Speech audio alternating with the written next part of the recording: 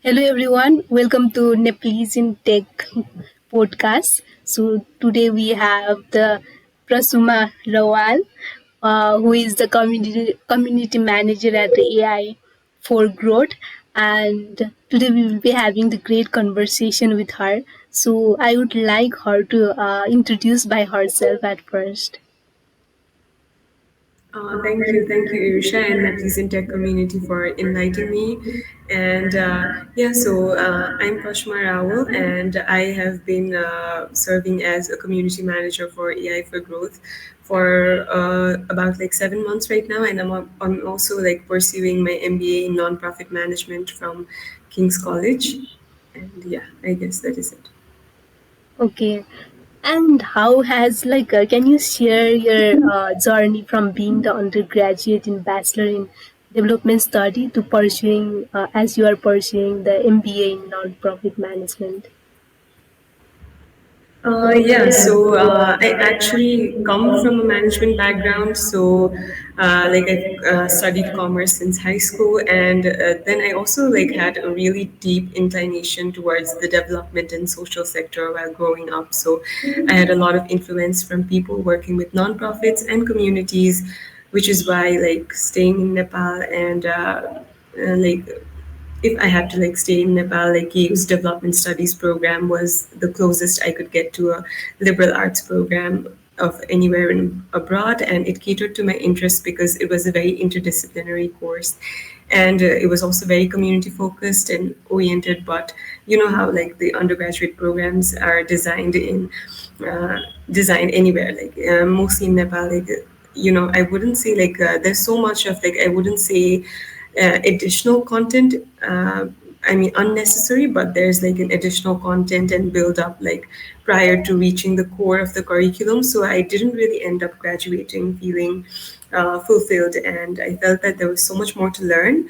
And I had been following King's MBA nonprofit program for a while, and if I were to stay in Nepal, this was like the only option I had. So far, I think it's going great. And to me, it's really a well balanced course that is very industry oriented and thoroughly researched and updated. And it's also given me the best of both worlds from the for profit sector and the non profit sector. Wow, that's great. And you have had a diverse role. It's like from business executive to partnership growth and outreach manager. How have these experience contributed to your current role as a community manager at the AI for Growth? So I started working pretty young. So I would say that I had the privilege, or like maybe still do, of exploring these diverse set of roles and industries. And looking back, I feel that both my degrees and all of these roles in different capacities have helped me primarily with communications and networking, but and also adaptability as well because it's added up on my perspective and given me like a multifaceted approach. And I think that is what helps me to be a community manager for AI for Growth. And despite that AI being a very specific domain, because we're working with different people, having conversations on the same level while building the community, inviting guests from across the world. So I feel that these skills have helped me keep up, but of course, like it is an ongoing process. Okay. And as a community manager at the AI for Growth, you are promoting the AI education. And how do you think we can make the technology accessible to all in Nepal? So of course, there's a lot of challenges in like promoting AI education or in terms of having technology accessible to a lot of people. I think it was more evident during COVID, like the digital divide, because there's limited infrastructure, there's limited access to that, and this unequal like access to technology has definitely hindered widespread AI education or education in any format, right? So Yeah. I think that there are still like challenges in terms of that, Mhm. but then yeah, I mean slowly I think we can build towards developing capacities at different fronts and work on that. So it is also like I would say that it is also a process. Okay. And what kind of opportunities are available in AI in Nepal? as yeah. Yeah, I think the opportunities are growing in the context of Nepal. Like, I see the research front, I see the engineering development front, like, even in industries like the fintechs of Nepal, like, there are like development. Like, I've seen the companies develop their own AI wings, and we're heading to a certain level of automation where companies have started looking for different machine learning based solutions. So, which was like limited only to only to chatbots or a certain level of automation. But then we've grown from that, and like I see that companies are looking to build solutions and algorithms that help them like optimize their processes. So this has like not just been limited to the chatbots or IT industry at this very moment. And yes, like the tech-based companies will always be the first to adopt the AI developments in any case, and even in the case of Nepal. But I see that the other industries are also catching up. So there are opportunities, like even in education, like we're seeing AI specialized degree and non-degree courses being launched from companies, and they're like training them, educating them, and employing people, and based off of that training itself. And there are also educational institutions, so there's need of specific faculties for these kind of degrees and TAs. So I think that yes, in these levels of industries, education or research, and for companies who are looking to automate and develop solutions that caters to their processes, there are like multiple opportunities that is available. Like if you do a quick LinkedIn search right now of like AI related jobs in Nepal, there's like an average of 60 positions vacant in different capacities. So I think I would say that it wasn't the case pre-COVID, but post-COVID it has grown. Could you tell us more about the NAMI and your work with them? Yeah, so I worked with NAMI, that is the Nepal Applied Mathematics and Informatics Institute for Research, as a partnership and outreach manager for about a year. And so it's since it's actually a profit not distributing research institute formed by Nepali researchers with the mission of building a firm foundation in scientific research in Nepal in the field of informatics, applied maths, and AI. I think this was like a great experience for me to enter in the domain of AI. And I would also say that I think they're the pioneers in Nepal who have been contributing towards democratizing and decentralizing AI.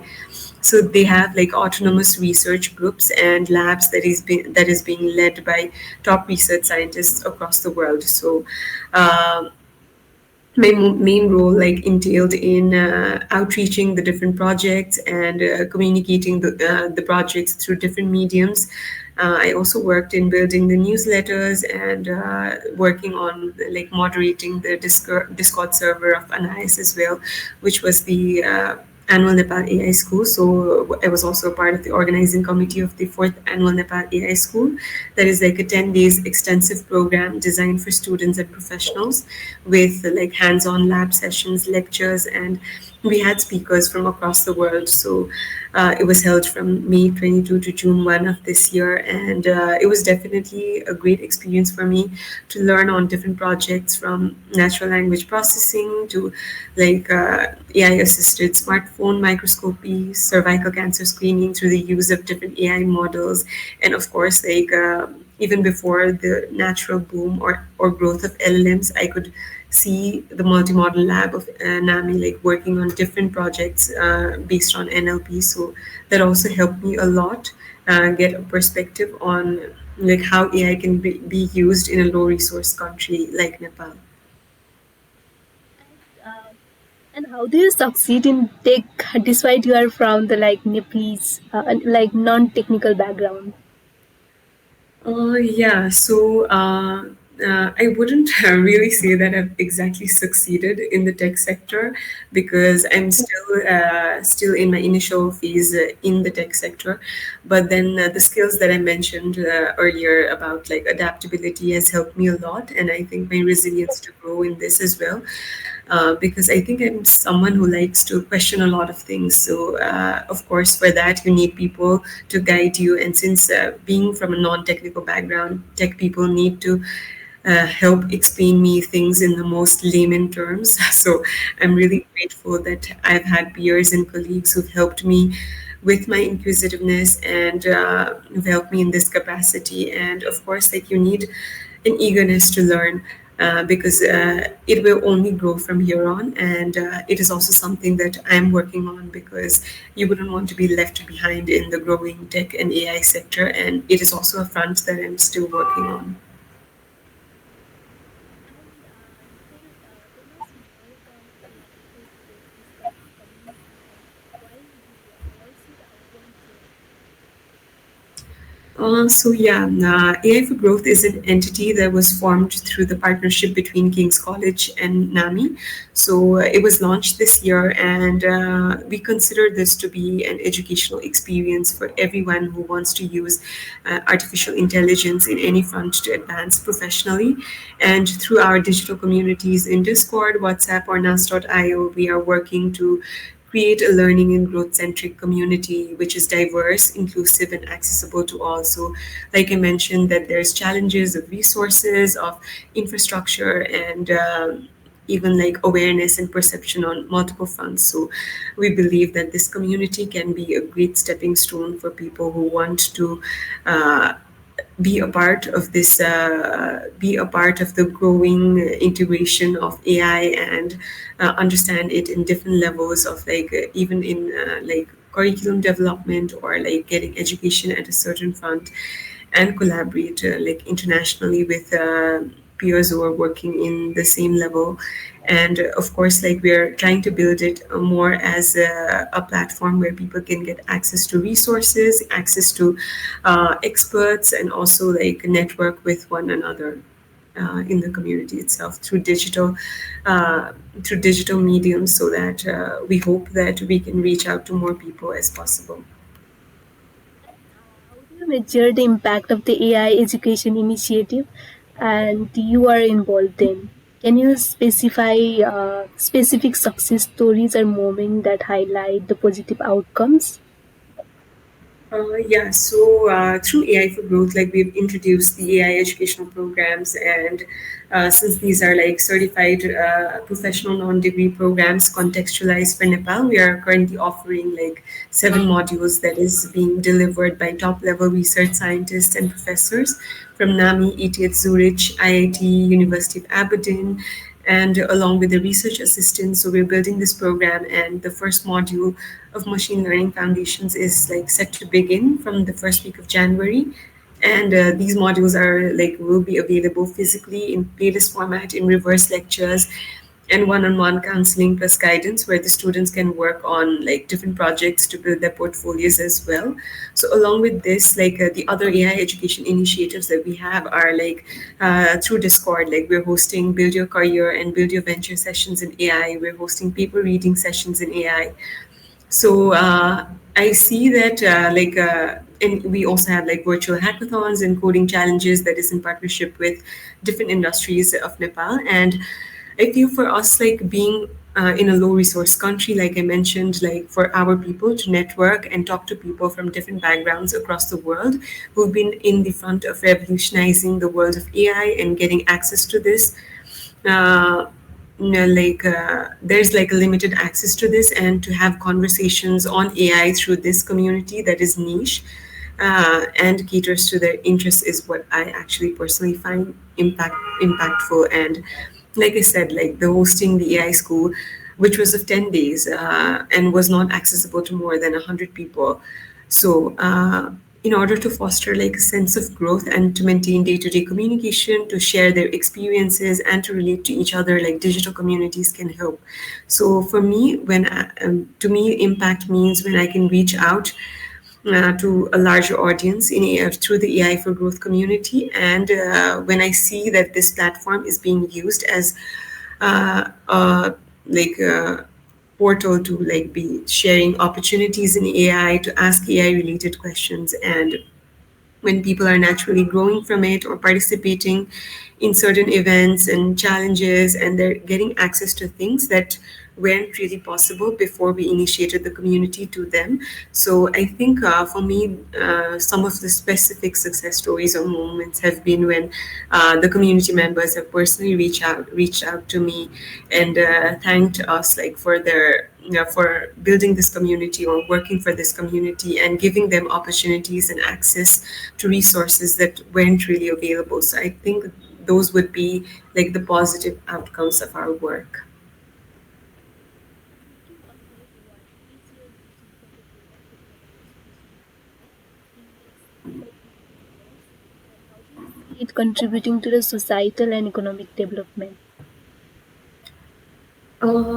Yeah, so I mean, like I said, like this is a really slow growth in the context of Nepal because we've seen other countries like moving rapidly, even India moving rapidly in the case of empowering workforces in AI or like in entrepreneurship and innovation. So yeah, think that there can be like a surge in like AI driven entrepreneurship ventures or like individuals and startups, which was like limited to just chatbots at a certain level. But now I think AI education can be leveraged to develop innovative solutions for local and global challenges like NAMI is doing or like any other research institute is doing. And through like different IT companies that are like working at different capacities from like across the world. Like we have so many international companies partnering with Nepali companies right now, and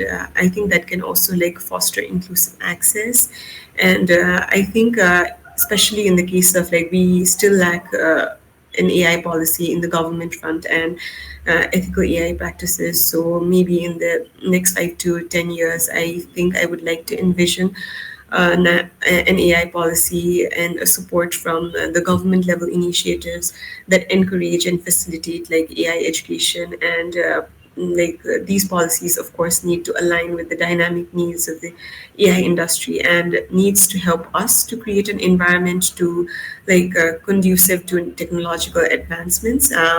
There can also be social impact in the case of like societal challenges that is unique to our our landmark. I don't know if the correct word for it, but yeah, in the case of healthcare, agriculture, or like environmental education, there can be AI education initiatives that can address these kind of societal changes as well. And hopefully, like they're only non-degree programs or like limited level of degree-based programs right now. So there will be specialized AI courses at all university levels, and that helps us to have a pipeline of skilled individuals entering the workforce through formal education, and of course collaboration and partnerships for any level in this front is necessary. So yeah, I think this would be a very long but some of the visions that we can see in the next 5 to 10 years. Yeah. Thank you so much, like for this great conversation. And to Uh, wrap up, is there anything else that you would like to share with our audience? And any closing thoughts, messages, or call to action for those who have been inspired by your journey and work? Uh, I think I would like to request everyone to join our AI for Growth community through Discord, WhatsApp, or like you can see the links through social media channels. And I am looking forward to our collaboration with Nepalese in Tech in different forms as well. And so yeah, I think the tech community, the AI community needs to come together to create something meaningful for us because Nepal being a low resource and a niche in the niche domain like this, we need support of each other to grow always. So I would love for everyone to come and join over there. Thank you so much, Prashima. It Thank you was so great. much. Yeah, Thank you so thank you. much.